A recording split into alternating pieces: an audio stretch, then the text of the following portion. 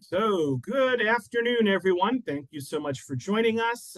We're joined today by Jeff Klapes, who's the traveling librarian for another of his popular armchair travel presentations. Having visited more than 50 countries and 4 continents over the years, he does frequent armchair travel presentations showcasing the history and culture of various places, using photography to capture people, scenery, and local details. This month, Jeff will present some of his all-time favorite photos he's taken from all over the world, and he'll talk about how to plan and improve your travel photography, focusing on landscapes, people, architecture, color and detail, and his personal favorite, black and white photography. And Jeff, of course, is the retired head of reference services at the Beebe Memorial Library right up the road in Wakefield, and he's an avid traveler and photographer. I again want to thank the Friends of the Library for sponsoring, as well as the Corning Life Sciences Foundation for all they do. And I expect some more folks to trickle in, but all 100 of us or so who are watching live and the many more that will watch the recording, let's give a big virtual round of applause to Jeff for joining us here today. And Jeff, you can take it away. Thanks so much. Thanks, Robert, and thanks for having me. Thank you, everyone, for joining me again. This is a little different, what we're going to do today, because if you've been to my programs before, you know we usually go somewhere. And this is a little bit different because we're going to go to a number of different places, and I'm glad to do. I haven't done this program in a while, and I'm kind of looking forward to it because it gives me an opportunity to kind of go over a lot of shots that I took years ago that I've kind of forgotten about.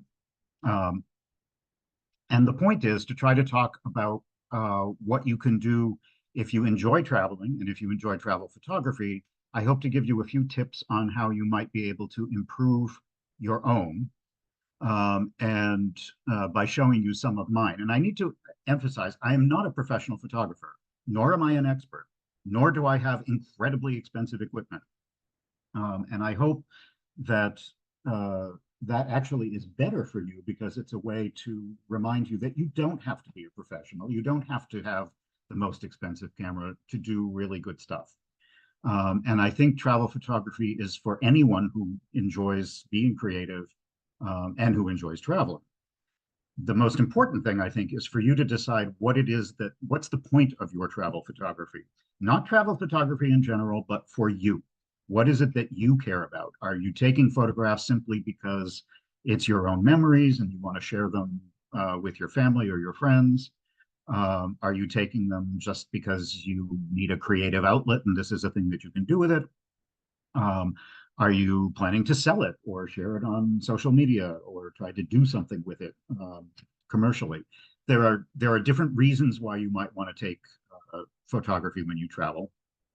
And it can be different from other kinds of photography. So I hope that some of the examples that I show will give you an idea of what you can do and what some of the issues are and how you can solve some of them. Most of the things that I'm going to show you today are older photographs, most of which were taken with a relatively small camera or a smartphone. I think I may have talked to you in recent programs that I do have a good camera, and I like to travel with it. But in recent years, as smartphone cameras have gotten better and better, I'm finding that more often than not, I travel with only my phone, and it takes amazingly good photographs. If I were a professional photographer doing commercial photographs that I'm going to try and sell, maybe not so much. But I think for many people, if you have a recent smartphone, that may be more than enough for what you want when you're traveling. So the first thing I want to talk about before we actually look at some pictures is just a couple of do's and don'ts that I think are good to keep in mind when you are traveling. The first is to know whatever camera you're using, whether it is an expensive camera or not, whether it's your phone. It probably has a lot of features you've never used. I in fact discovered my phone today has a feature I did not know it had, so I'm anxious to go out and play with it. And that's half the battle often with photography, is knowing what you're able to do and not do with the particular technology that you have. The second thing that I would advise is, particularly in these days of digital photography, just take the picture. I remember years ago when I was traveling with little plastic canisters of film back in the days of film. And I had to number them, and there were a limited number of shots on each one, and you never knew how they were going to come out until you got them home and got them developed. With digital photography, that doesn't matter anymore. You can take thousands of photographs, and if they don't come out, who cares? You delete them. So take risks, take the photograph, try things that you might not normally do, and don't worry. If they don't come out, they don't come out. Another thing to think about is, and I learned this actually from a couple of friends that I traveled with early on. Travel photography often, people tend to focus on the things that you see in travel guidebooks and on Instagram and so forth. Try to see things differently. Look at your traveling experiences through your own lens, and try to see things that maybe other people might have missed. And again, because you can use a digital camera to do that, if your idea doesn't work, who cares? Part of doing that is to be patient. Sometimes you have to actually sit there a while. A lot of people ask me, when I travel, why are there never any tourists in my photos? Well, that's because I sit and wait for them to go away. You may have to do that to get the right shot. You may need to wait for the bird to do what you want it to do, and wait for those tourists to get out of the way to make the shot perfect. So take the time to do that.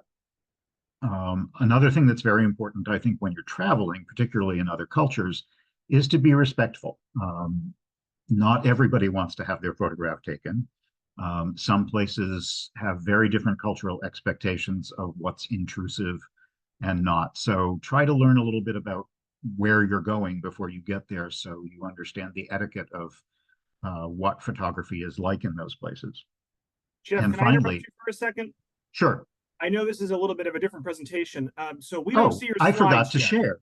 Yeah, okay. I wasn't sure if you did that purposely or not. I No, pinged you, I but I didn't, don't know and if I you saw the totally forgot message. all about it. So That's okay. thank you for reminding me. No worries. I will share.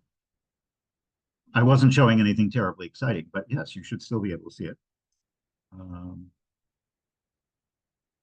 That's better. Yes, much better. Thank you, Jeff. Thanks for pointing that out. Okay. So the last on my do list is practice. And again, because many of us have phones in our pockets now, or if you have an actual decent camera, practice at home. All of these kinds of things, you can't get better at anything until you do more and more of it. And if you are lucky enough to live in a place like Massachusetts, many people come here on vacation. Wherever you live, if you're interested in travel photography, try going to where you live and seeing it for the first time. Pretend you're a tourist.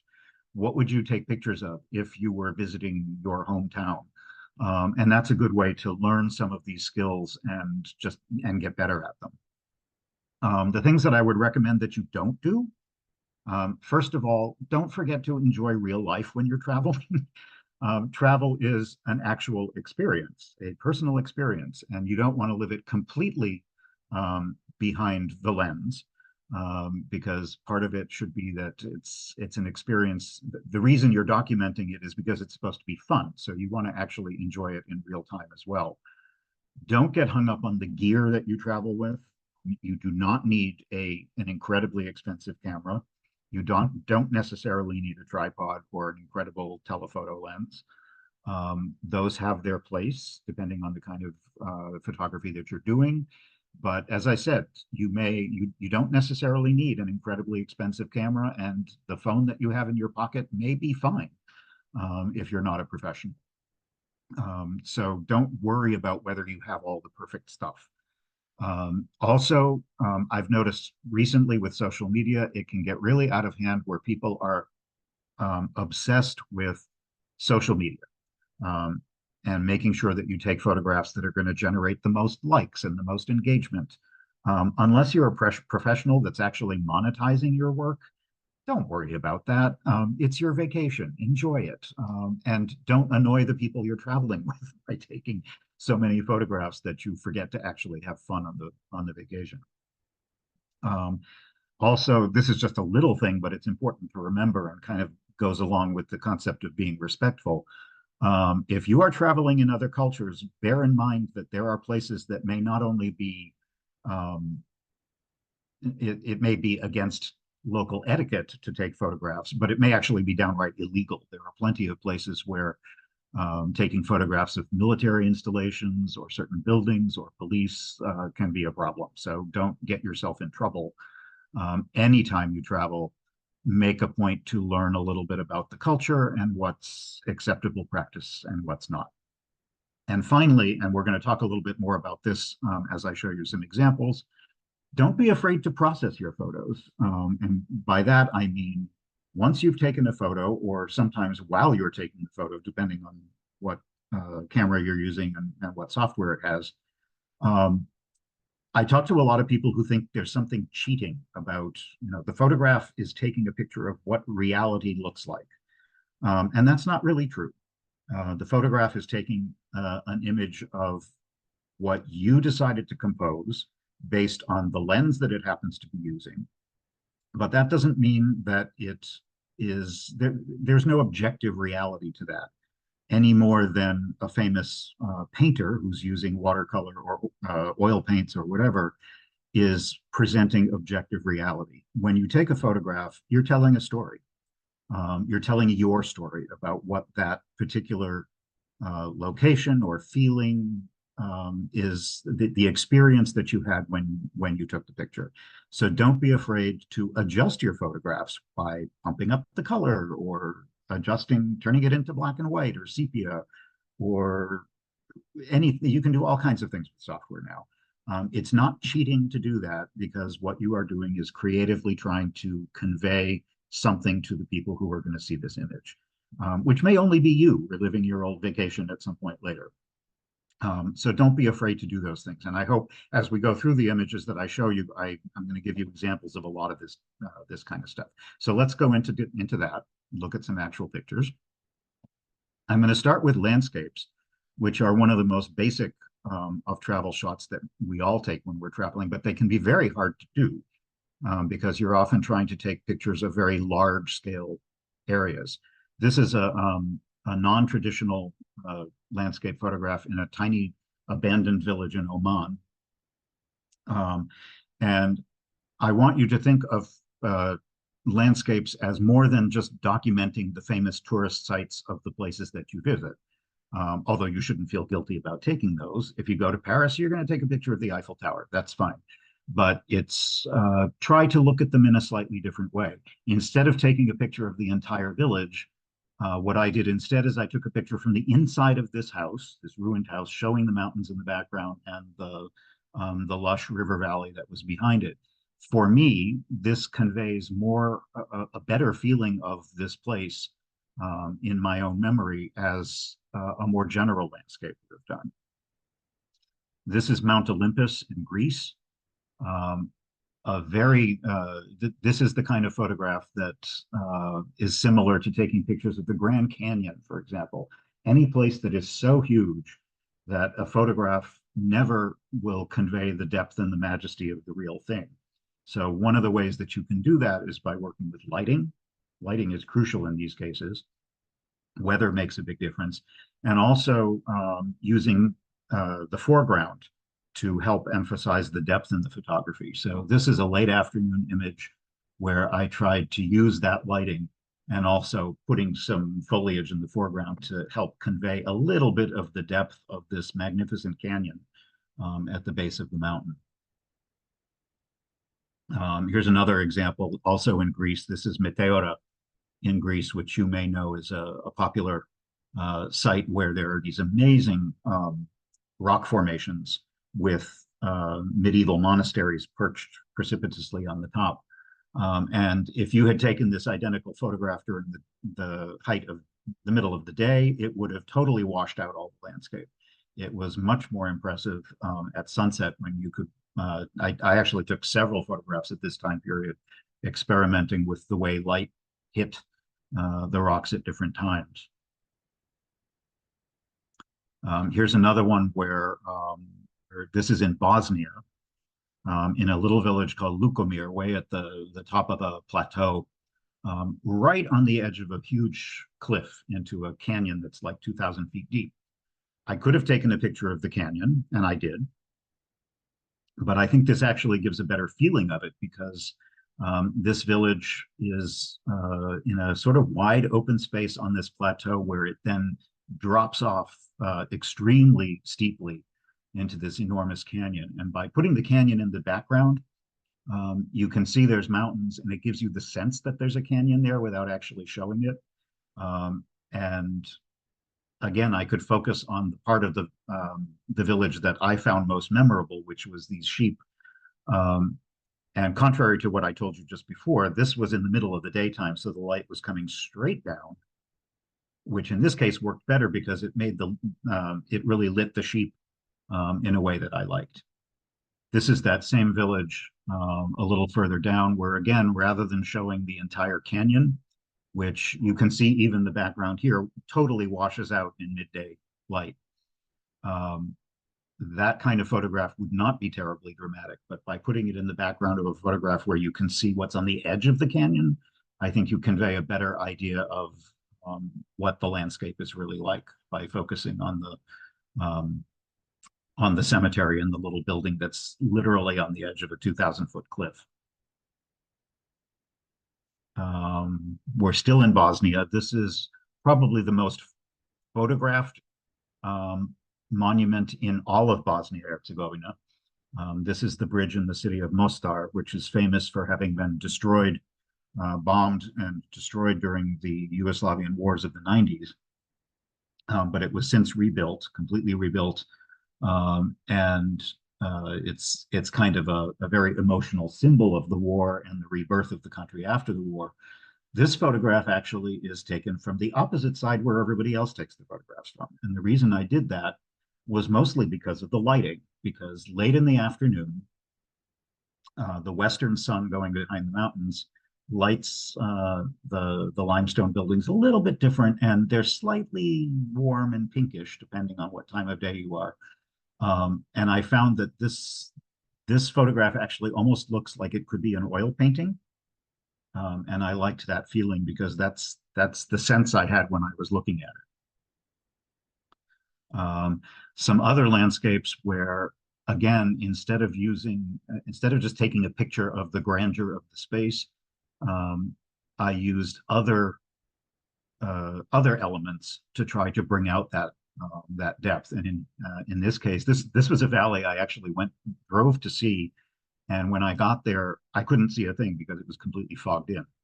But I waited about an hour, and most of the fog lifted except for the mist in the very lowest part of the valley. And I think that gives you a much better sense of just how dramatic the landscape is. The photos I took a little bit later when the fog had completely lifted are just not, they don't have the impact that this one does. Also in Bosnia, Bosnia is very forested, Bosnia-Herzegovina. And instead of taking a lot of pictures of the forested landscapes, I took one photo of a typical forest, which is a mix of deciduous and pine trees, evergreens, in the mist. And this photograph immediately takes me back to that trip. There's nothing terribly exciting about it. It's just trees in mist. But for me, it reminds me of this trip. Similar, but kind of an opposite feeling. This is very local. This is here in the Berkshires in Massachusetts. I liked the fact that all of these trees were lined up and I could create a very horizontal image with three very distinct bands. And this was in the height of daytime, which is why the lighting looks the way it is. And totally still, no wind, very hot.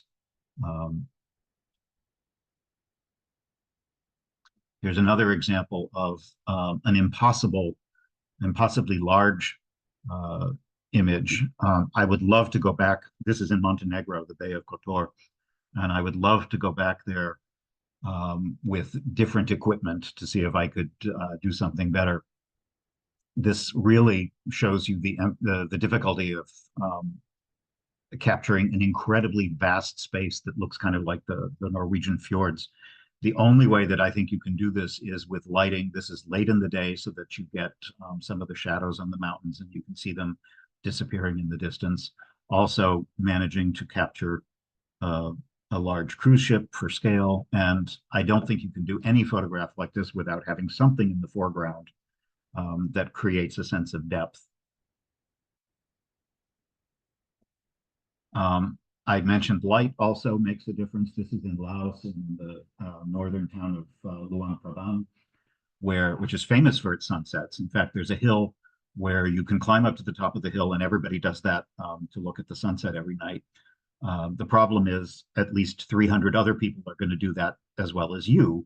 And I discovered after the first night that I could see the exact same sunset down at the river where there was nobody. And in addition to the sunset, there all of the riverboats were lined up, which I really liked from a compositional point of view.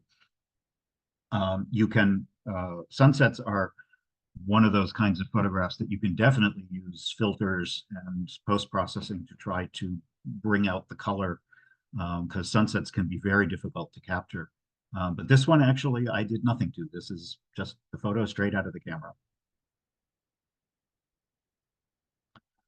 This is Namibia, probably, again, the most photographed place in all of Namibia. Namibia is in southeastern Africa. This is a place called Sossusvlei, which is a sort of hard pan desert, part of the Namib Desert. And it's surrounded by these massive, the world's largest, in fact, sand dunes. And it becomes very abstract because there's these gorgeous dead trees. So it's almost impossible to take a bad photograph here because all you have is the blue of the sky, the white of the ground, and the orangey red of the sand dunes, punctuated by the trees. So I took a whole series of both black and white and color photographs here, and they really are, you're doing nothing but shapes, because that's really all there is to see is the shapes, the curves of the sand dunes, contrasting with the spikiness of the trees. This is in the Peloponnese, in the village where we have a house that we go visit a couple times a year. This is one of my favorite little chapels, way up high over the ocean. But I actually like this photograph because it doesn't show the ocean. You'll notice there is no horizon here. You have no sense of where it is. And I deliberately did that because I wanted to create the sense that I have when I see this church, that it almost feels like it's coming out of the ground. It has that sense of like literally being almost building itself from the local rocks. And if you were to see that with the horizon behind it, it kind of takes away from that. So that's why I took this the way it is. You can take man-made objects, which are often part of the landscape. This is in New Mexico. I drove back and forth on this highway for probably 20 minutes finding the perfect spot. The main reason I liked these telephone poles was that they were all kind of askew. And I just like that. And it's actually a very common sight to see in the American Southwest. Also back to Laos in Southeast Asia. This is the Plain of Jars, which was surprisingly difficult to photograph. You may not be familiar with this archaeological site. These are carved granite jars that are about, usually maybe 6 to 8 feet high. They don't really know what they were for, but the best guess is that they were used as funerary burial jars. Many of them actually had stone lids that still exist. So they would have buried people inside the jars and then put a lid on top. But it's not really known for sure because there's just not a lot of archaeological evidence for the people who lived here 2,500 years ago. But they make great still lifes because there are literally hundreds of these jars spread out all over the plain. And I learned my lesson because we went there during the middle of the day and I discovered it was much better to go back later at night. And I got a much better result by taking almost the exact same photographs, very late in the day when the sun was just going down because it changed the color, it changed the light. It was just amazing, a far more moving experience. In fact, this is exactly that same photograph before, which has a different feeling at night. This is in Romania in the Transylvanian Alps. And this is an example where I did adjust the color. I punched up the blue because even though that may not be the exact true color when I was taking the photograph and looking at it with my human eyes, it's the feeling I had. It's part of the art. Like I said, you're telling a story of what it was like to be there at that time. And if you need to change the color to give people a better sense of what your feeling and your experience was, that's fine. You're not documenting reality. You're documenting your reality. I think unless you're actually a photojournalist, that's kind of a different set of circumstances. But if you're doing your own photography for your own creative purposes, you should feel free to do this kind of thing to tell the story that you want to tell, the emotion, the impression, the feeling you had when you were there. This is also the Transylvanian Alps. And again, I just realized this looking at it. This is, again, sheep with light coming down on them from the top. And that seems to work better than sheep lit from the side. I should think about that in my future sheep photography. This is in the Basque Pyrenees. I could have taken this picture showing all the mountains, but what was more important was to show the valley. It's on the border of France and Spain. This farmhouse just nestled down in the green. And I just found it more effective without the horizon. And you can clearly tell on this one, I think, that that green is clearly unnatural. It was not that green, but it was really green. And so I like the very punched up green in this picture because that's how I felt when I was looking at it. It was the most vivid green I had ever seen. And you almost felt like you were falling down into the valley. This is near our village, near our house in Greece, one of the more famous villages that you can visit called Vathia. This is the standard postcard image that you'll see in almost every postcard or travel guidebook to the area, and it's taken at midday. It's fine, but I want to contrast it with the exact same place, a different viewpoint, but late in the day when as the sun is going down, it's a completely different kind of experience. And I think some of the best images of this village are taken around sunset when everything turns golden. So it's worth it when you're traveling to imagine whether you should go back to a particular place that you liked to see if it works better at a different time of day. This landscape is exclusively about light. It wasn't the particular landscape I was taking a picture of wasn't all that interesting. It's a village in the Peloponnese, but it was after a storm, and the sunlight coming through the clouds as it was going down behind the mountain, I had to stop and take the photograph because it was just beautiful. And this is an example of that kind of thing where don't debate whether it will be a decent photograph or not. Just stop the car and take the picture. If it doesn't come out, no big loss. But in this case, I really liked the lighting. Also in Greece, this is a place called medieval fortress town called Monemvasia. And this is the church on top of the cliff. I did not actually deliberately line up the dome with the horizon, but it just happened to work out that way. And I think it actually works.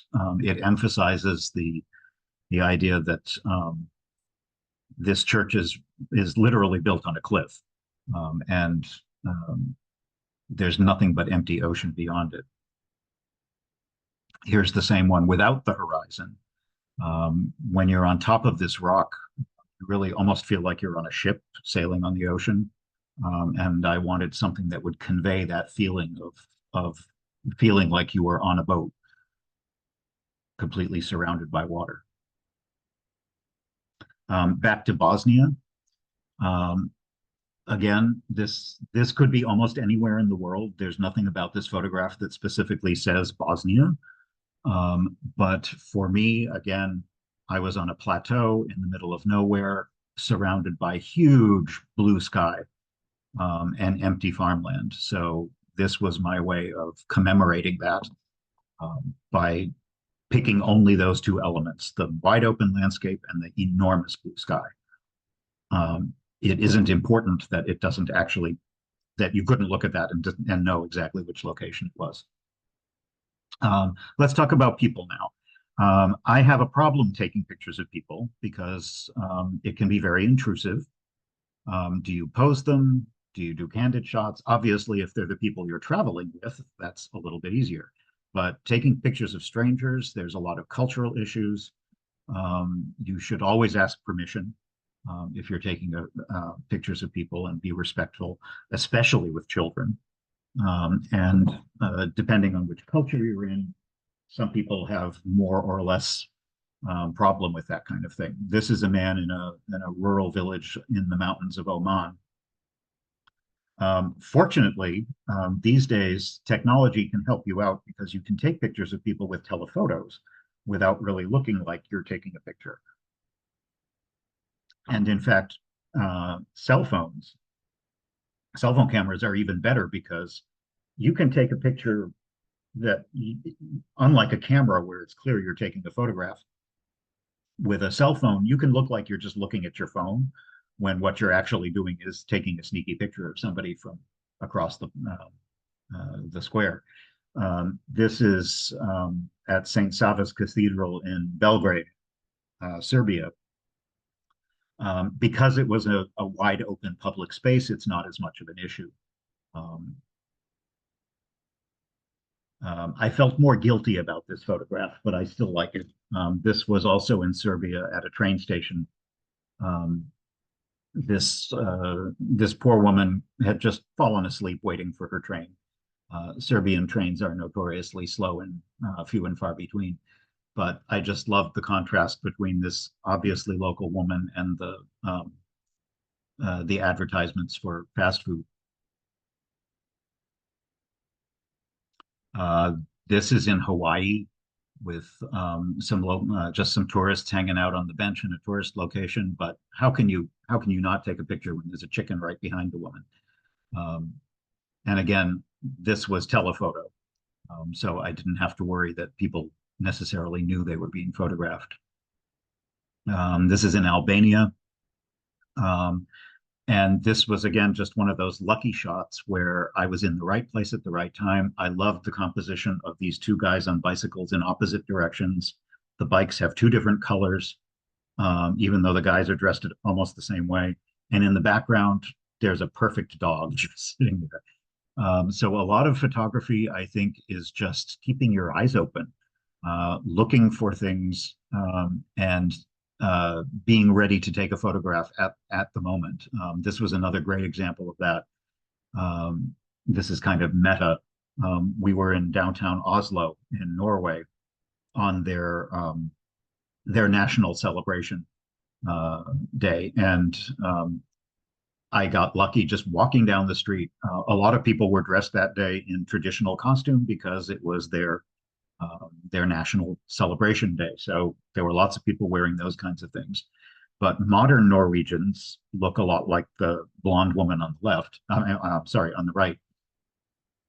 So not only was I able to get both the traditional and the modern woman, but the guy taking a photograph of them at the same time.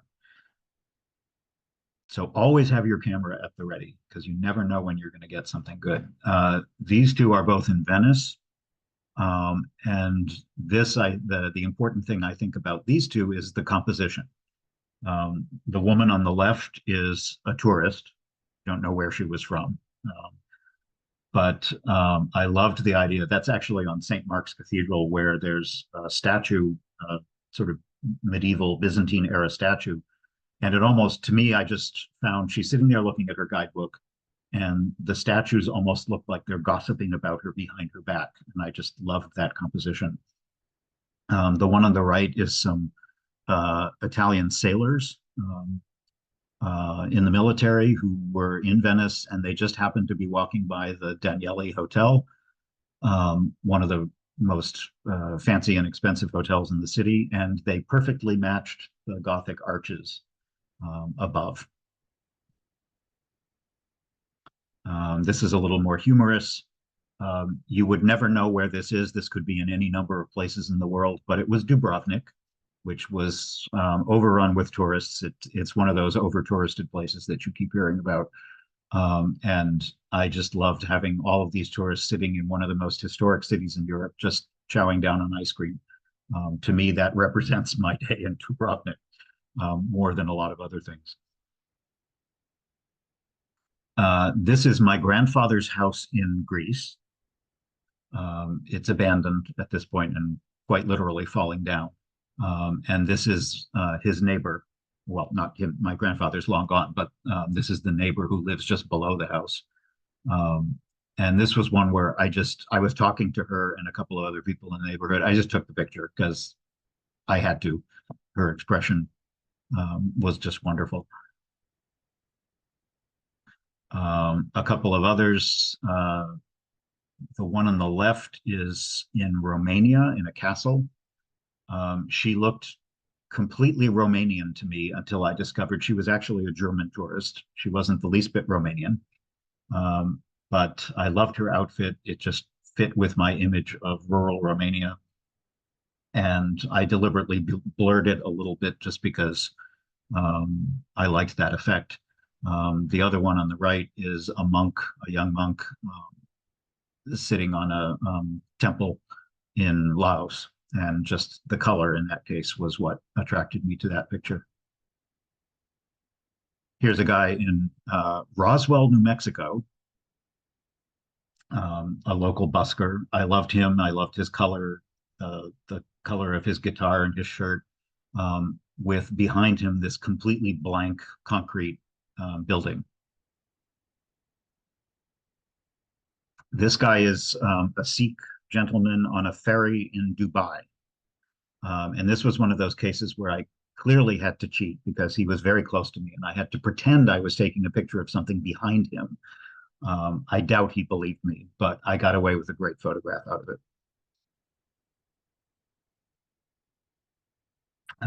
Also in Dubai, just a local guy sitting there.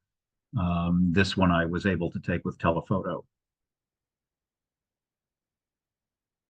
This is me, actually. Many years ago, I traveled with a friend to the island of Bonaire, which is a Caribbean island just off the coast of Venezuela.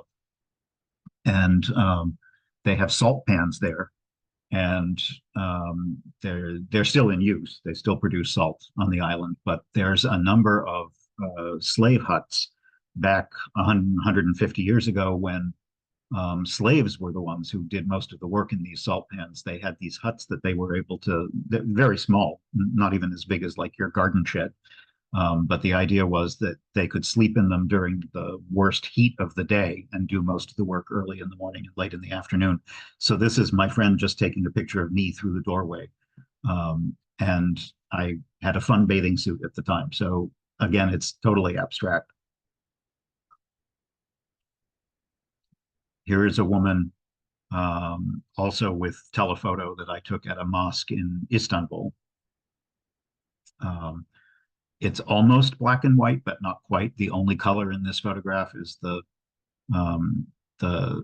skin tone on her face and the brass faucet and the fountain behind her. These are guys in a fish market in Oman.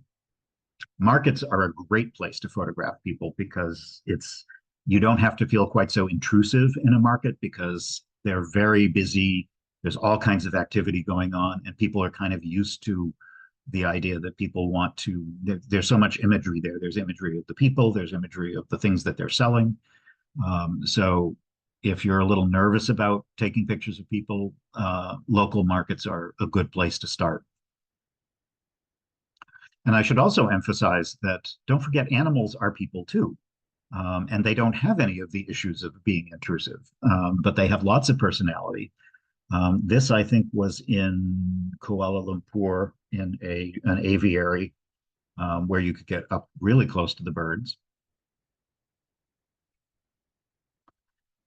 This is in northern Greece, kind of on the border with Albania. There's some beautiful lakes there that are um, very important for birds migrating from Europe to Africa at different times of year.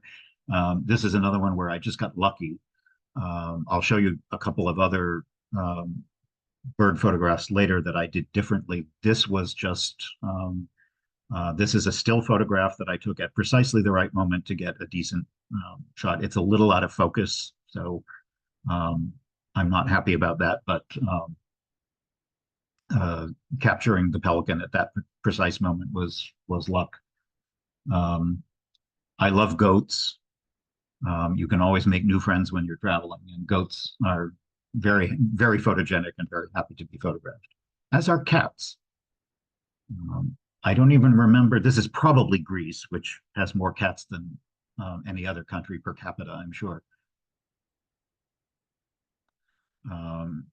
This is a place I stayed where I ate in this restaurant at night, but in the morning it was timed perfectly for the sun to light up the front of the restaurant, and that's where all the cats hung out.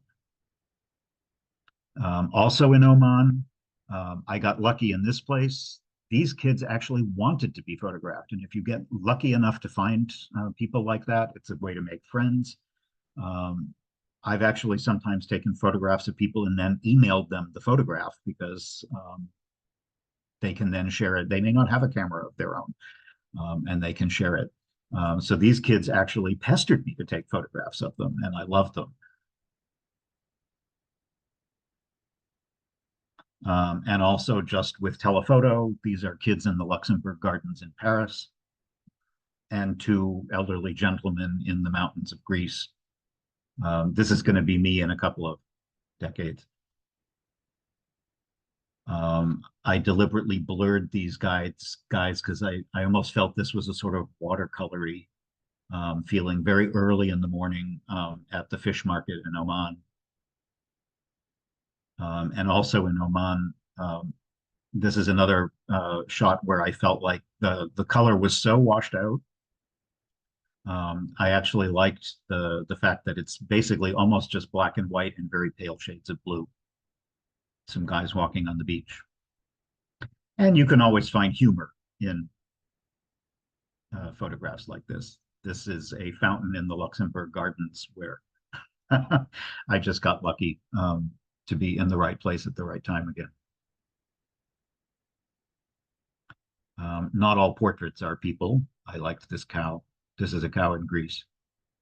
And also in Greece, these are some photographs I took just last month. I had to throw in a couple of more recent ones. And the reason I'm showing you these is because, again, with most digital cameras now, and certainly with most phone cameras, you can take video, including very high quality video. You don't have to have a video camera. So this was on a ferry where we were being constantly followed by seagulls. So what I did was I took lengthy videos of different things that the seagulls were doing, and then you can take still photographs out of the video. So all of these are just still photographs that I took by picking exactly the frame that I wanted out of a video. So I got 3 very artistic photographs of seagulls at precisely the right moment. So that's something that you can experiment with anything that's moving, particularly animals or people. And I want to talk a little bit about details, because very often people forget that details can be the most telling part of conveying the feeling of a place or a memory. All those landscape shots that you take of the Eiffel Tower and the Trevi Fountain, they don't always tell the whole story.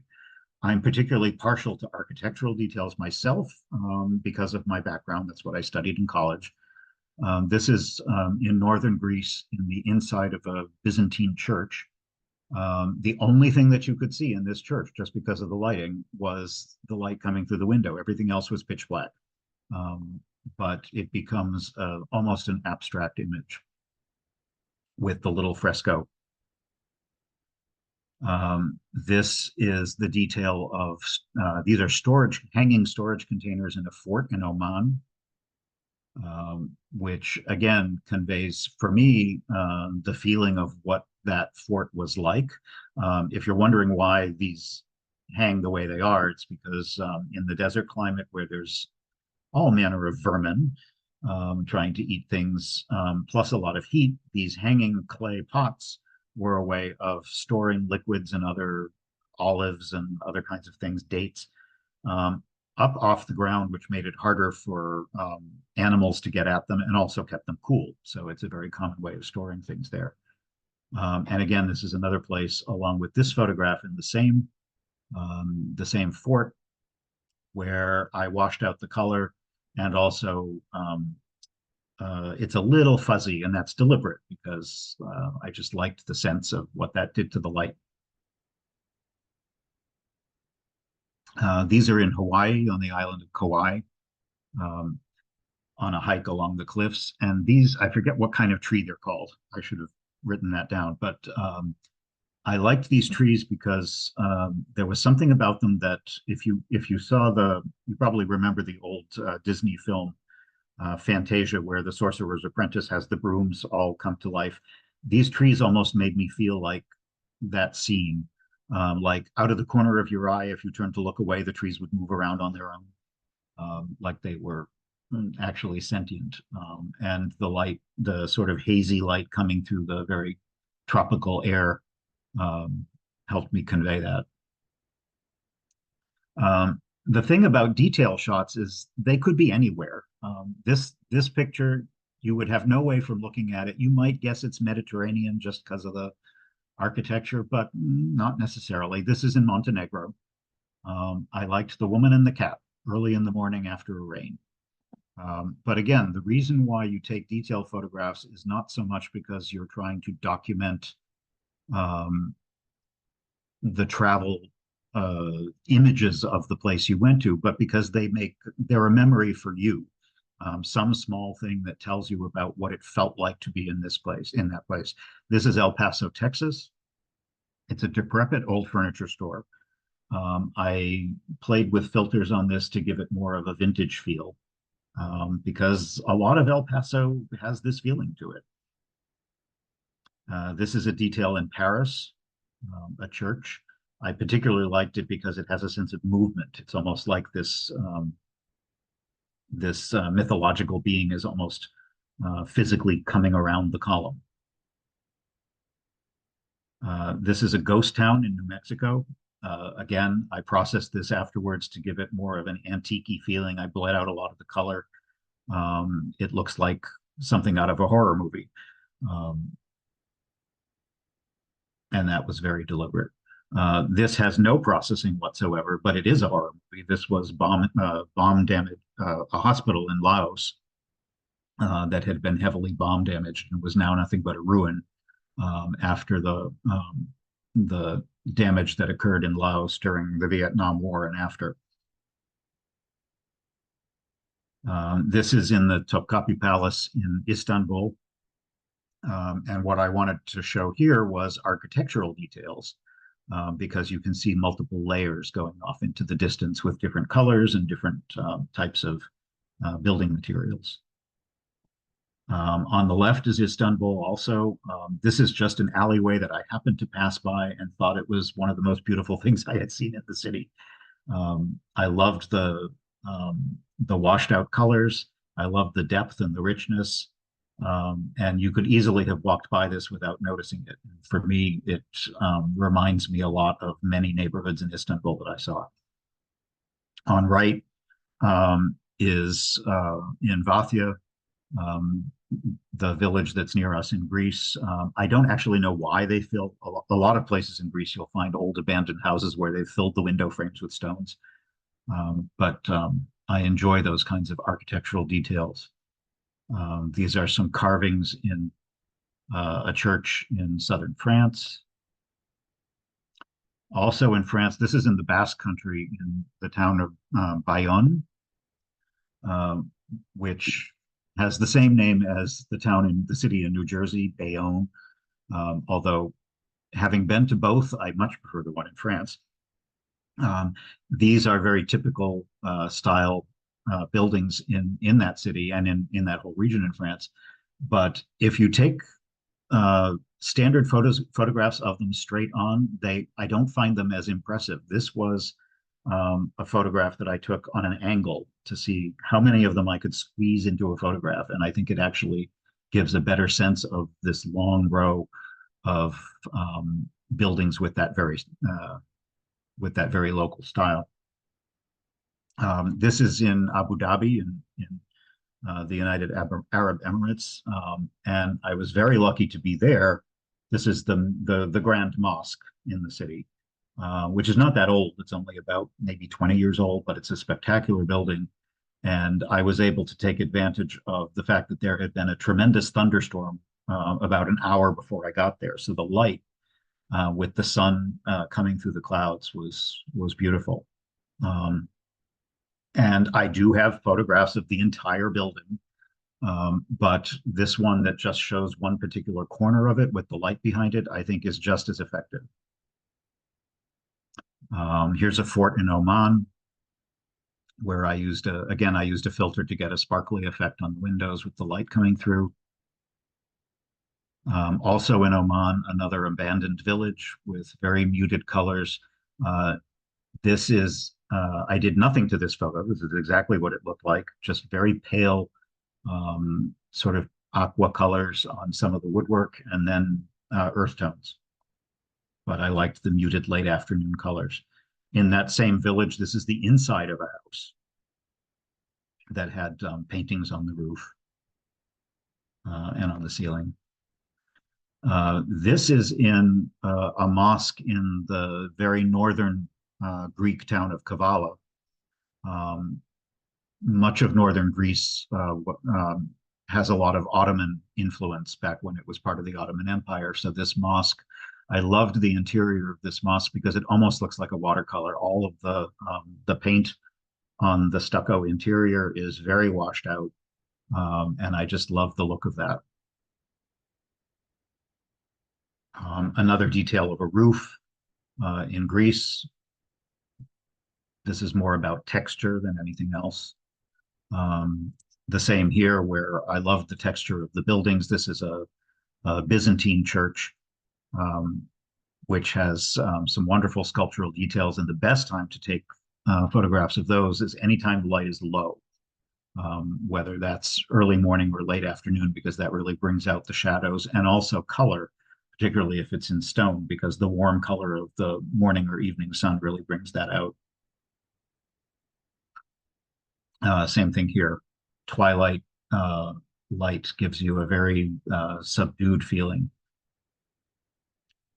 This is a cafe in the town of Monevasia. This is also one of the most photographed places in that, because there's a particular cafe where there's always empty seats and a few leftover coffee cups looking out over the ocean. Gives you the impression that somebody left just a few minutes ago. Here's a detail in Srebrenica in Bosnia, which was the location of one of the worst massacres during the Yugoslavian civil wars of the 90s. It is now turned into a museum, so there was a photographic exhibit, and the building has really been left untouched, so it hasn't been restored.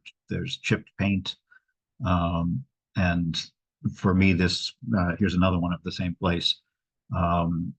You really feel like you've stepped back into the time period when this was all going on.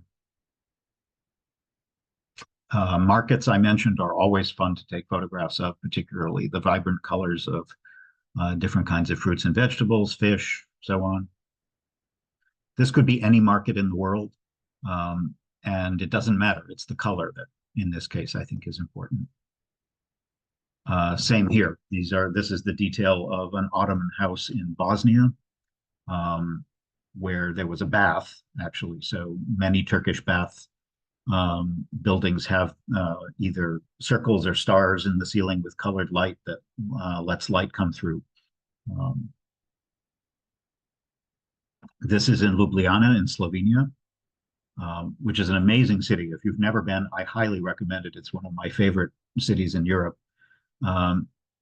this was just I happened to see this by the side of the road, and we were there in the fall, um, and it's just a little detail that struck my fancy.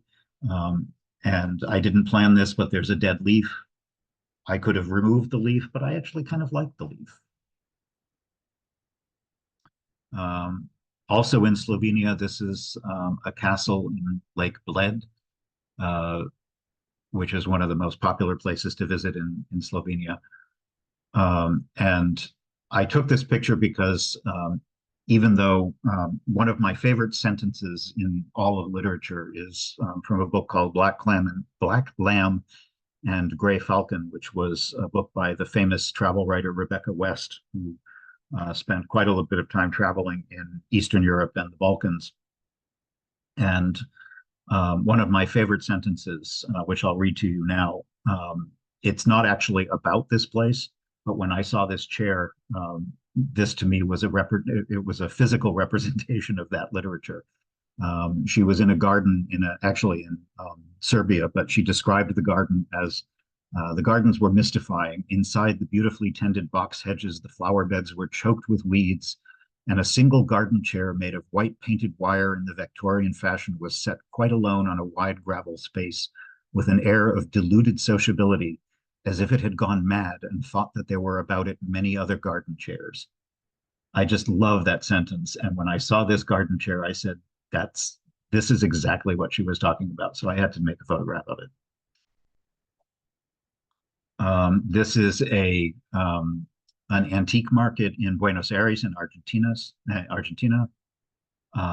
And when I looked at this, all I could think of was Dr. Seuss. I just imagined all of these old-fashioned, um, uh, I forget what they call them, gramophones. I almost forgot the word. I could picture them almost throbbing in a cartoon with the music coming out of them. This is a close-up of a tide pool in Maine, where I just liked all of the color and the fact that you can actually see the surface of the water and the surface tension in the water. Here's the exact same tide pool, but with the light, a feather floating on the water, and the light not the light actually doesn't penetrate the surface of the water the way it did in the previous photo. It washes it out, so you end up with two layers, and it looks much more painterly. I liked that. I took countless photographs of temples when I was in Laos, but this one, this is a close-up of showing the roof structure of a particular temple because I liked the abstract sense of the very white edging of the roof lines with the darker decorations of the roof. In a ghost town in a general store in New Mexico, this was a restored ghost town which they had recreated the original general store to be kind of what it would have been like back when people lived there. And there was a shelf that had a bunch of cowbells and this, I guess it's a bighorn, the skull of a bighorn sheep. And again, these are the actual colors. I did not do anything to this photograph, but the muted palette, which is basically gray, white, and brown. Plus, I liked the contrast of the very rectangular things on one side and the very curved things on the other. Back in Laos, this is in Vientiane, the capital. The composition that I cared about in this photograph is, you can kind of see there's a big stucco blob here, which was a piece of repair work that had been done to the wall with the Buddha next to it. This is in Budapest, a sculpture that seems to almost come alive right peeking around the corner. Also in Budapest, I took plenty of pictures of the Parliament building because you have to. It's the most famous building in the city.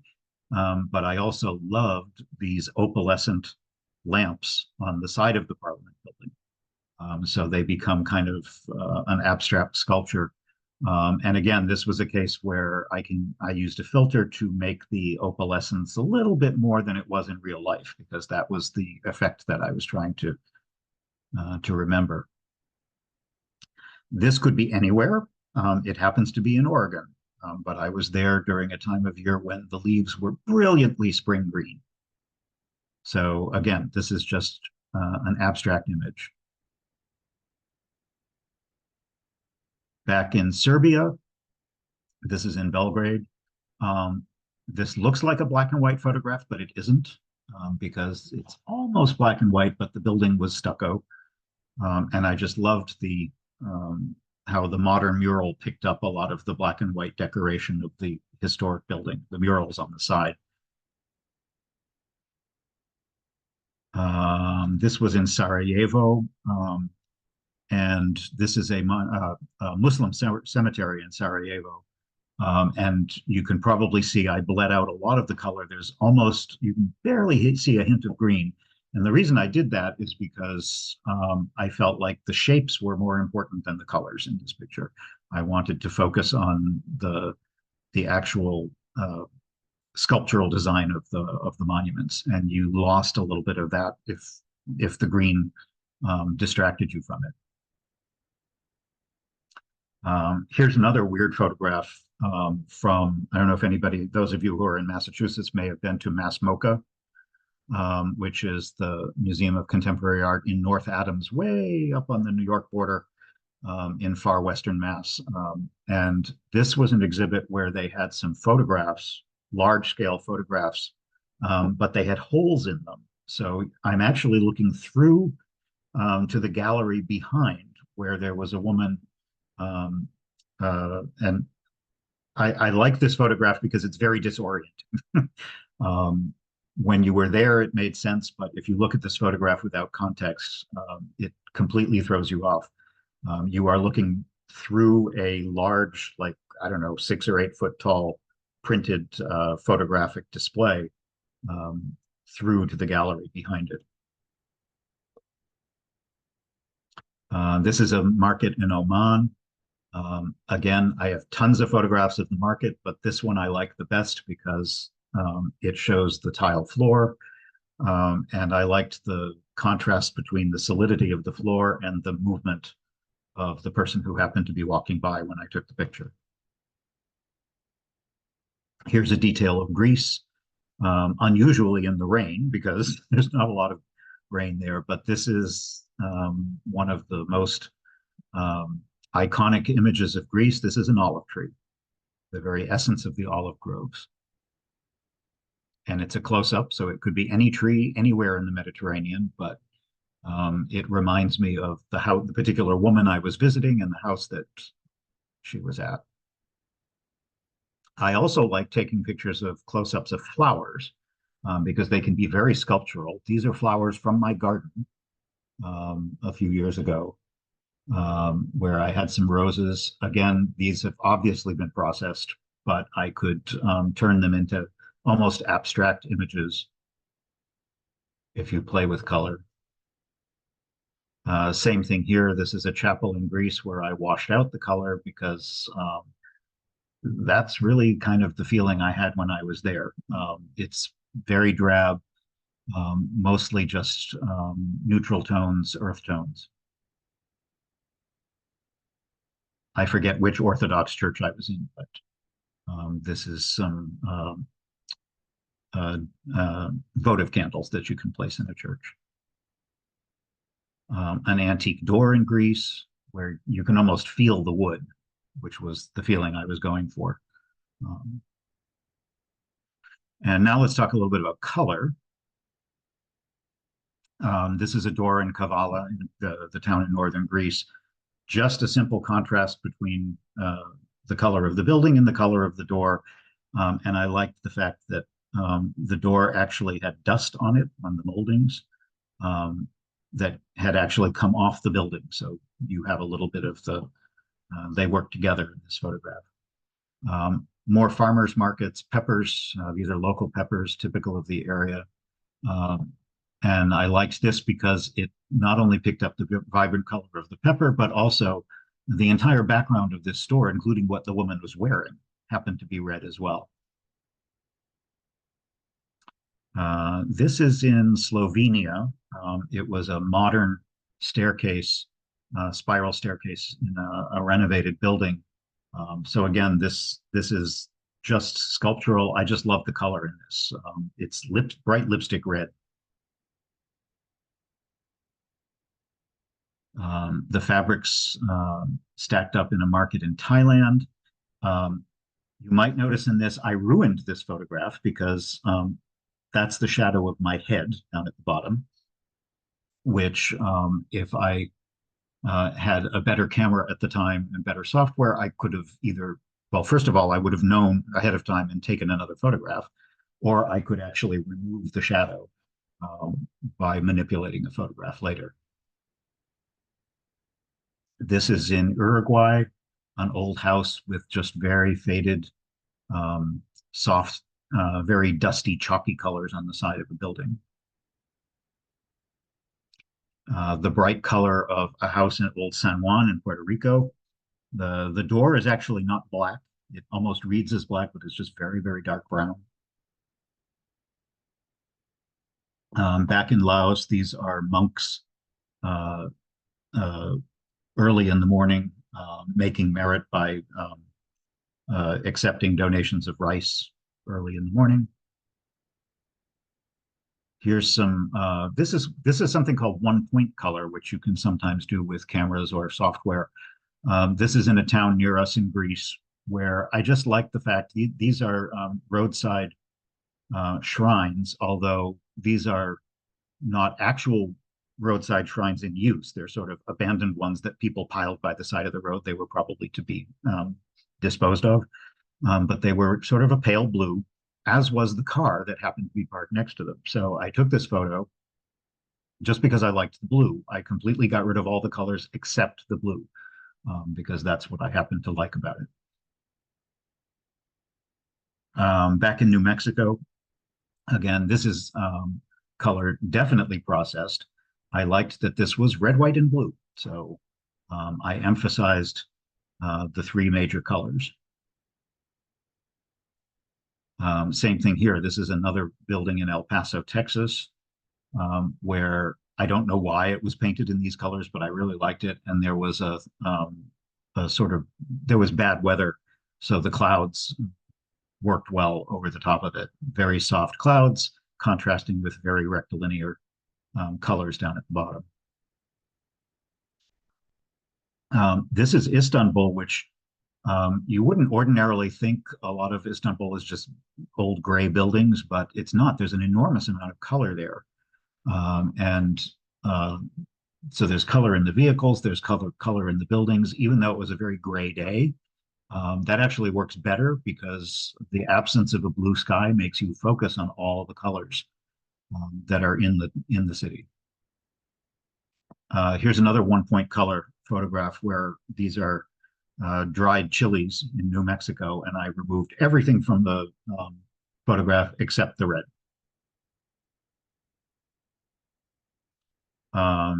This is in Laos, in Vientiane, the capital, and I did nothing to this photograph. The beautiful golden glow here is solely due to the fact that late in the afternoon, the western setting sun lights up this temple in the most unbelievable colors.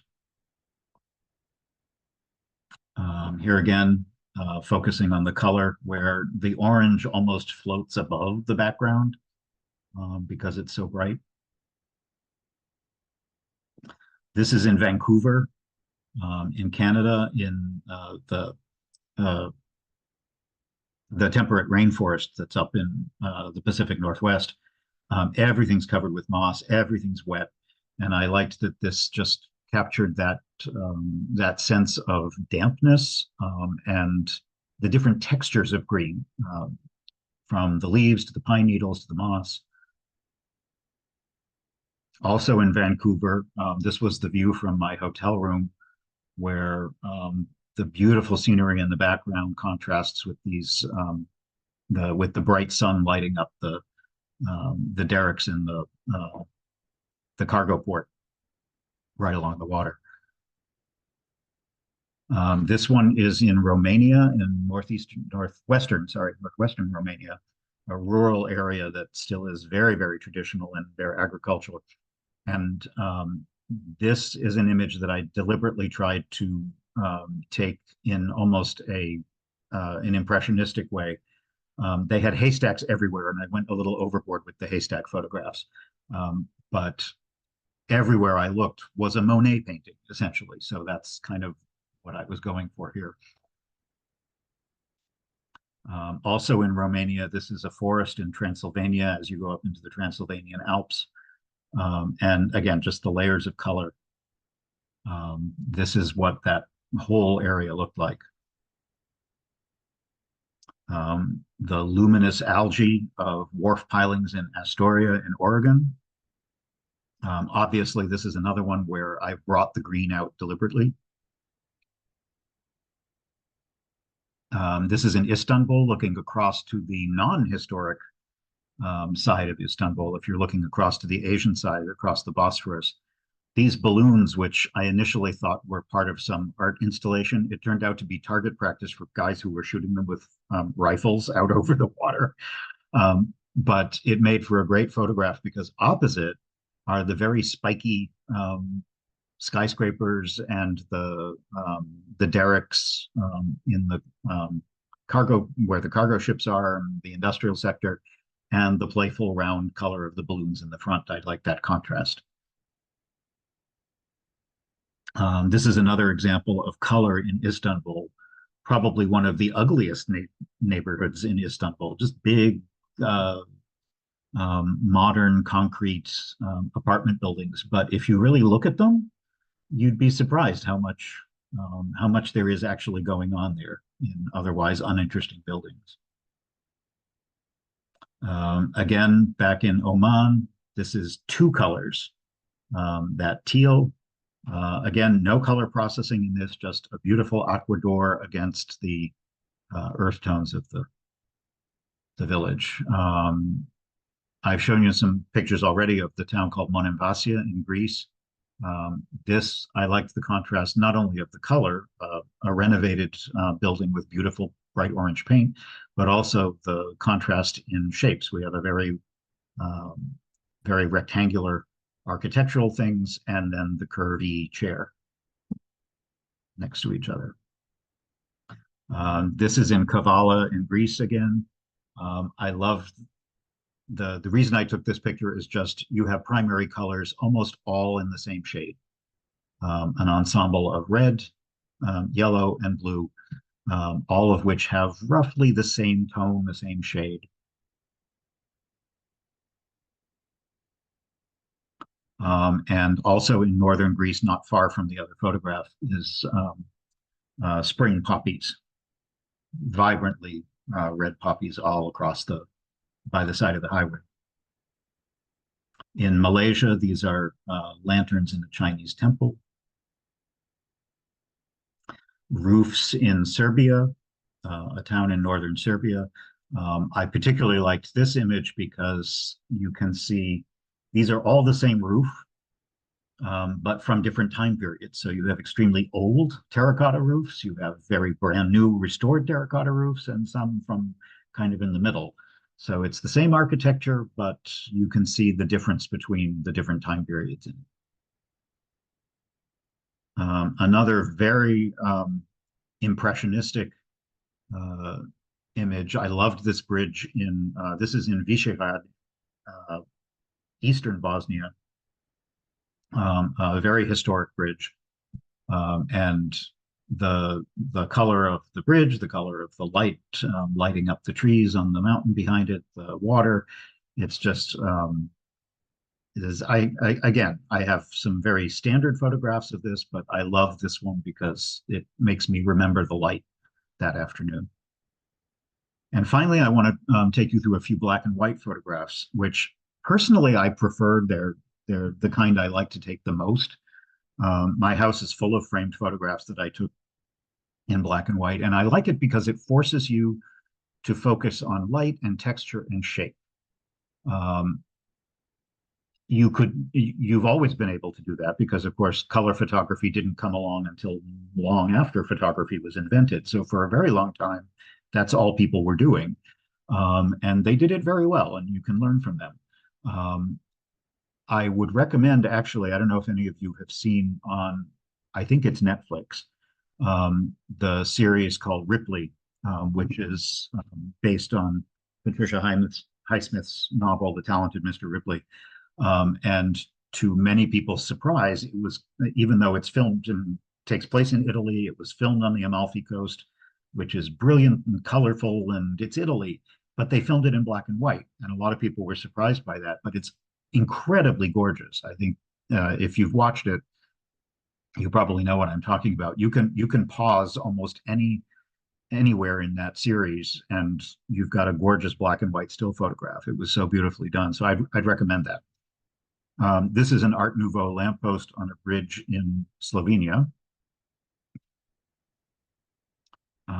This is in one of the big parks in central Belgrade in Serbia.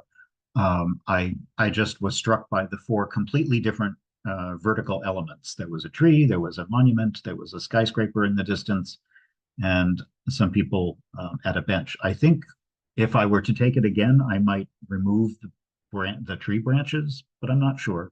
I would play with the composition of that. This is black and white in the Namib Desert. And if you remember the first photograph I showed you, which was brilliant blue sky and the orange sand, why would you take a black and white photograph in a place like that? But in this case, the sky, the grass, and the tree, I felt really worked for me. The blob in the tree, if you're curious, is a nest for weaver birds. Weaver birds live communally, so that's one nest that probably had, I don't know, tens or scores of birds living in a giant bird condominium, and you see them throughout the desert there. This is exactly the same location that I showed you before, with the dead trees and the red sand dunes, but instead, in this case, I was focusing on shapes. So here you have three of those same dead trees, but forming a triangle that kind of recedes into the distance. So I could play with shape and texture instead of color. Same thing, the Namib Desert in a slightly different place with a weird tree. This is in Hawaii, the giant fig trees that have these incredible roots that are almost like sculptures. And a close-up of those. This is in Montenegro, just the detail of a windowsill. I don't know why this particular house had a collection of shells on the windowsill, but I just loved it. All you see is the texture of the stone, the texture of the shells. Also, this is in Croatia, the city of Split, which is one of the most beautiful places in Croatia. This open oculus is in an old Roman building that they use for concerts. Has really nice acoustics. So the sun, I wanted to capture the sun coming through, making an interesting shape on the side of the dome. You may notice there's a little weed growing here. And I eventually printed this out, this photograph out to frame. And when I did, I got rid of the weed because it was driving me crazy. And that's another thing that, again, I don't think you should feel guilty about doing that. This photograph was perfect except for that annoying little weed, which I couldn't do anything about. So get rid of it. There's software that you can use to get rid of it. If you've taken the perfect photograph, except for the annoying guy whose elbow got stuck in the middle of it, get rid of his elbow. There's ways to do that. And I don't think it's cheating. Also in the same city, this is also in Split, there's a sculptor, famous Croatian sculptor named Ivan Mesrovic, where there's his house and museum has a number of sculptures, these giant oversized sculptures of Czech women. I liked them. This was actually in an exhibition space and a hall where they have concerts and other things, hence the chairs. So I liked the contrast between the black chairs and the white sculptures, and also this sense of movement towards the right. That village that I took you to very early in the program called Lukomir has some beautiful medieval tombs, again with the contrast between the foreground and the background um, where the canyon is off in the background. A bridge in Ljubljana. Actually, it's the same one I showed you before. I had a close-up of this lamp um, focusing on shapes. This is in a neighborhood in Istanbul. Why would you take a picture of people's ugly television antennas? Because you like the shape and you like the color. I just was fascinated by the contrast of the cables and this. They make me think of flowers in a garden.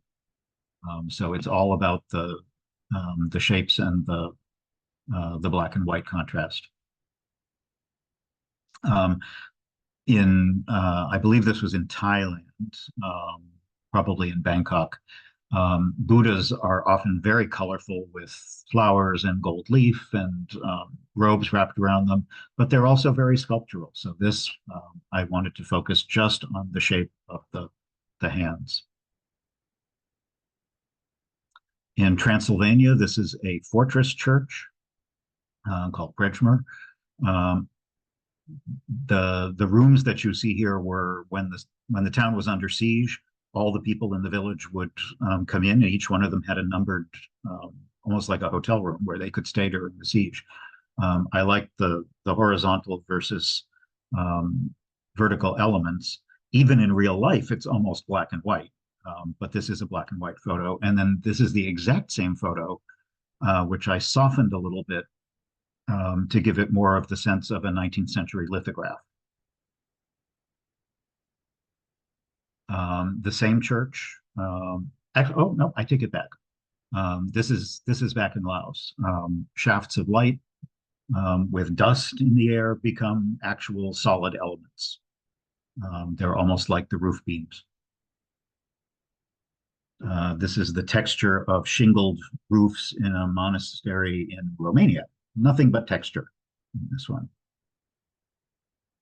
And also in Romania, this is a still life in a farmhouse, just baskets sitting on a stool.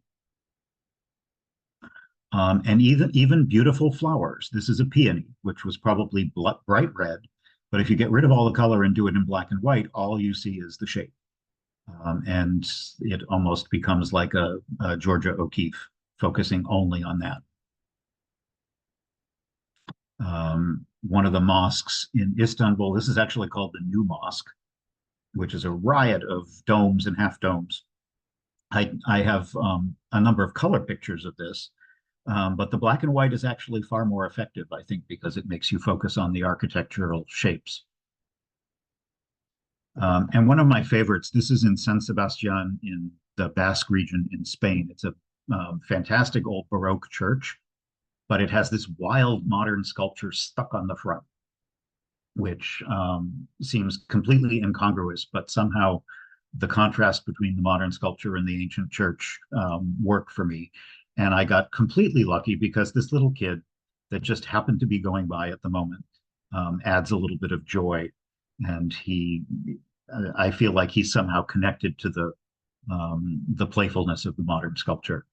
And somehow this would not work as well in color as it does in black and white.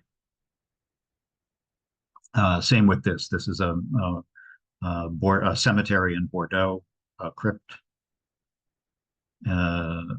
This is the wife of Nero in a museum in Olympia in Greece. And in Oman, a still life of kitchen objects, baskets and pitchers and things and so forth. And again, the focus here is on the texture, not so much the color and the contrast in textures. This is back in Monemvasia, where most people would take color photography because the roofs are vibrantly colored and there's the green trees and the blue. ocean, but by doing it this way, you focus on the buildings themselves. This is in central Greece. Again, the point of this photograph is the shape.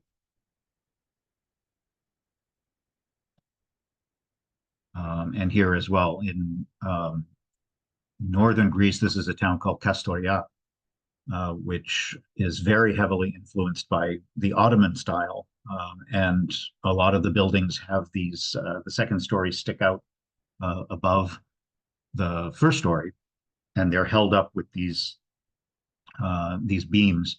And even if I had taken this as a color photograph, it's almost black and white. There's very little color, just the dark beams and the very pale stone of the building. But if you wash out all the color, it's even better. This is in a town in Serbia, an abandoned house that I loved the ghostly sort of haunted feeling. And the last one I'm going to show you, we'll end the program here. This is air conditioners on a high-rise tower in Kuala Lumpur in Malaysia. Hardly the most attractive thing to see in Kuala Lumpur by a long shot, but it appeals to me for two reasons. One, it reminds me of a lot of what is real life in Kuala Lumpur, which is giant skyscrapers with air conditioners stuck on the side. And I also like it just because of the abstract shapes. It is representative to me of the city. It's not the only photograph I took of the city, but it reminds me of my experience there. So I'm going to end the program there, and let's go back and look at some of the questions that came up. And if you have any more, feel free to. Were there any in the chat? Oh, yeah, there's some in both.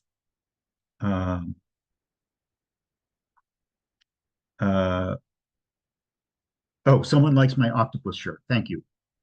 I love my octopus shirt as well.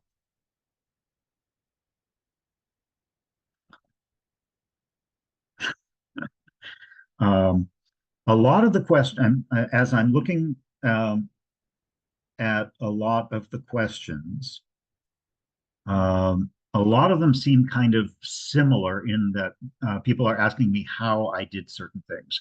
And there's no quick answer to that because it depends. I will tell you about the equipment I've had.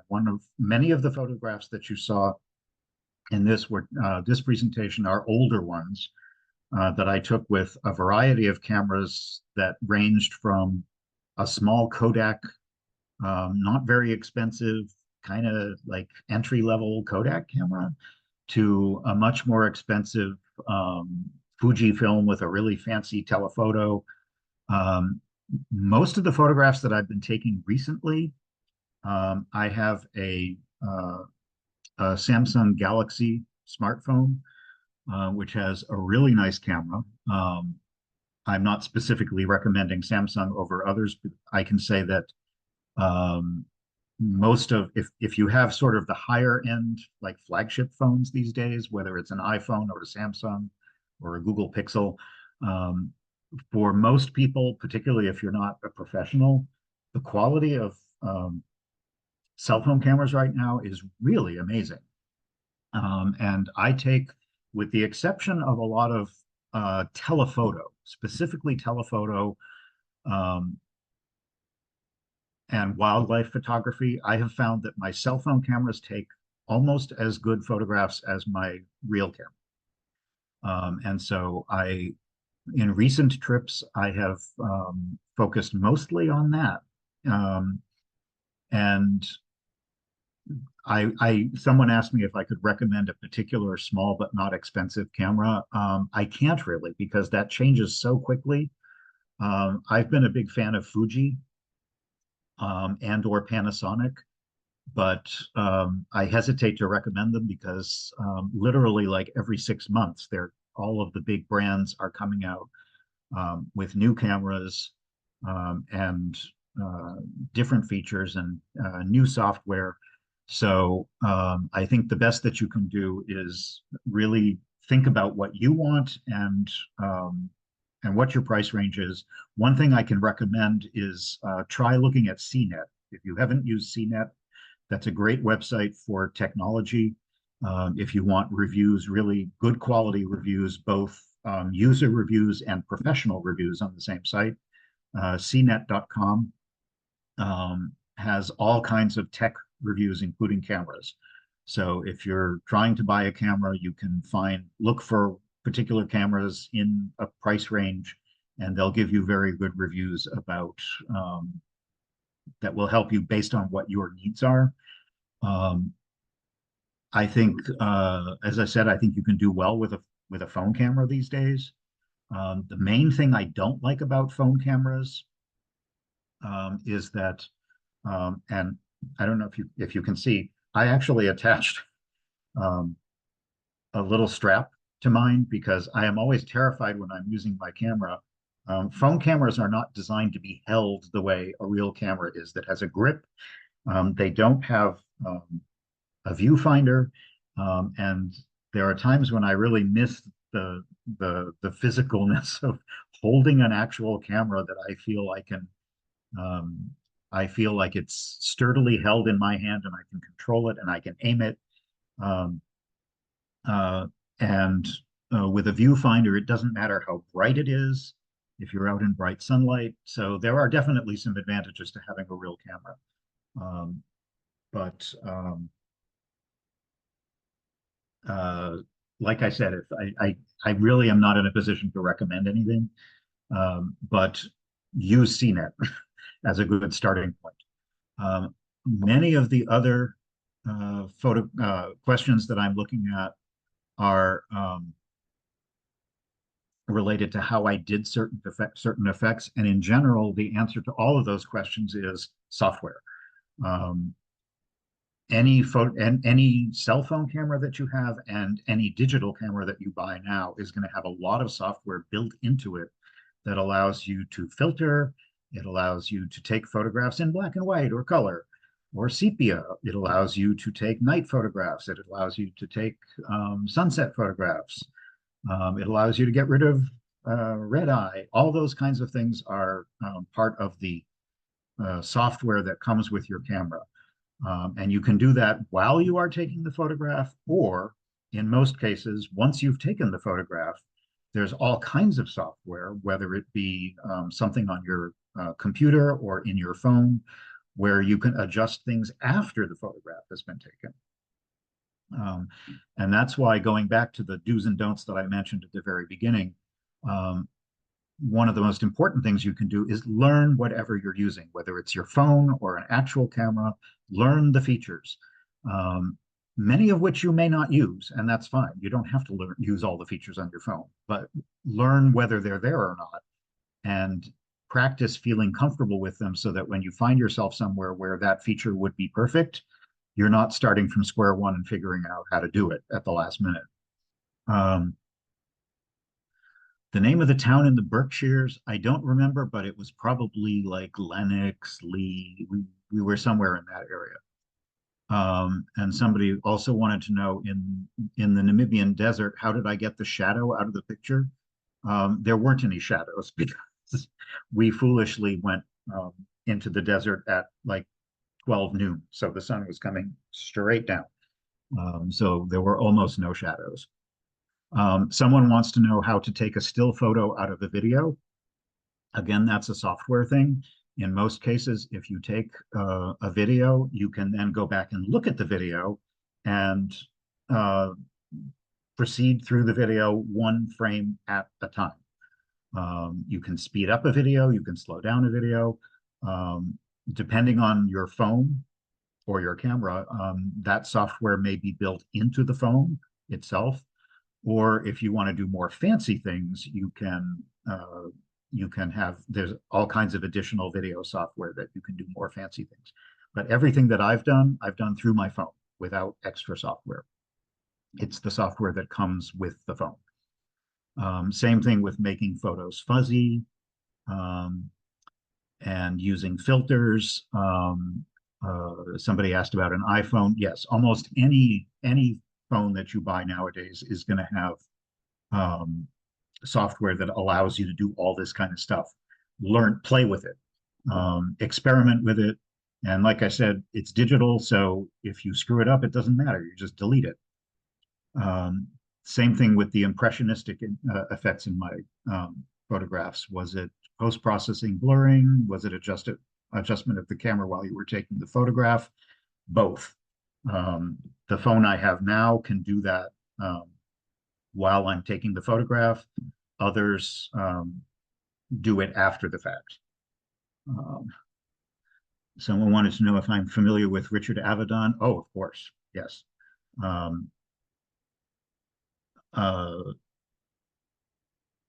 Where the light is almost the most important part of the photography. Light is almost the most important part of any photograph. That's what a photograph is. That's where the word comes from.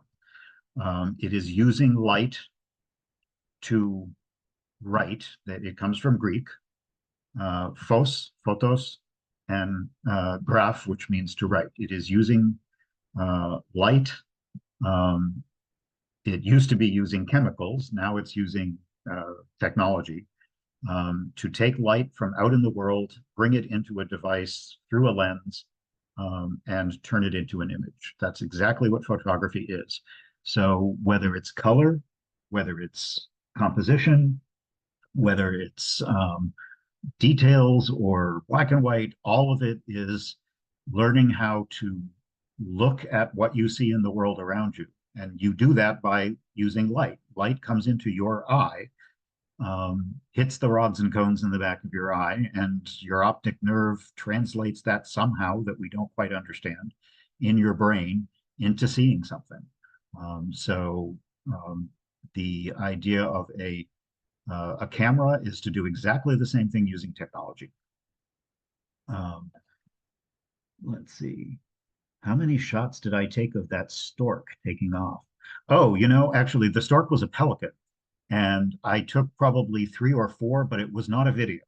That was the one that came out the best. And then, yes, what you can do with if you have a video, when you find the exact frame that is exactly where you want, where, like in the example I showed you, where the seagull was just taking the cookie out of the woman's hand, once you find exactly the frame that you want, then the camera will allow you to just copy that into a different place where you can do what you want with it. The skull photo was cool. I'm not sure which one that was. How do you bleed out color? That's another thing where it all depends on your software.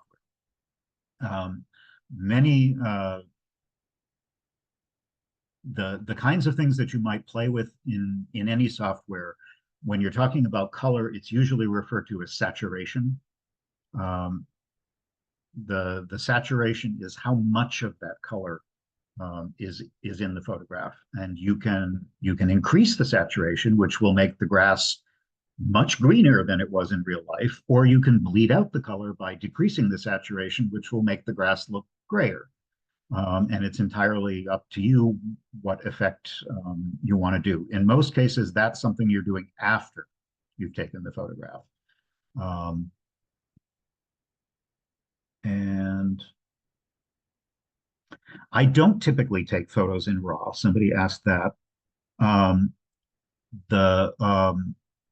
The only time I take raw photos usually is when I'm doing astrophotography. My phone happens to have the ability to do astrophotography, and I should have included one of those in this because I just started doing that this year. I can actually take long exposure photographs of anywhere from like 3 minutes to 10 minutes. And if you're in a place where the sky is dark enough and you don't have light pollution, you can get really amazing photographs of the Milky Way. And those are best taken in RAW. And then you can process the raw photograph to give the detail that you want of the sky. That's a lot of fun to be able to do that. Somebody asked about the travel book that I mentioned. It's called Black Lamb and Gray Falcon. I'll put it in the whoops. I'll put it in the chat. It's one of my favorite travel books, although it's extremely long. It's like 1,000 pages. And Gray Falcon. Whoops. But it's one of the best travel books ever written. Rebecca West. If you have any interest in just classic travel literature or in the Balkans in particular, she traveled between the wars. Most of it was in the 30s before World War II broke out. But her writing is incredibly insightful and also very funny in a lot of places. So I recommend her. I think I got all the questions. I think so. So Jeff, however, go Robert ahead. usually, when he sends his follow-up email, he usually includes my email. So Yes. if you have any questions I didn't answer, feel free to email me later and I'll do my best to answer them.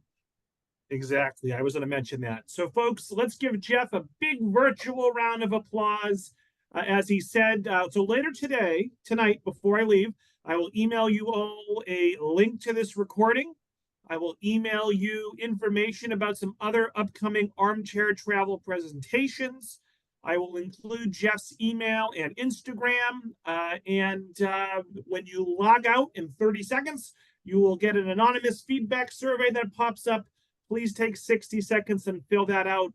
Let us know what you thought of today's program and what you'd like to see for future programs. I believe we're very likely to have Jeff come back on Tuesday, October 29th, but I don't quite have the details yet. But stay tuned for those. Jeff, any last words for the audience? If you don't have a camera, get one. If you have a phone, use it. Everyone has phones now, so no matter where you are, no matter when you are, you have a decent camera in your pocket. Play with it, have fun with it, and practice and get better, because you don't have to be a professional. You can be doing it just for the joy of doing it, for yourself. And it's a great way to be creative without a lot of technology and without a lot of training. Just have fun with it. Yeah, a good message to end on. So, folks, thank you all so much, and I hope everyone enjoys the rest of their afternoon. Thanks again, Jeff. Thanks for having me back, and hope to see you next time. Absolutely.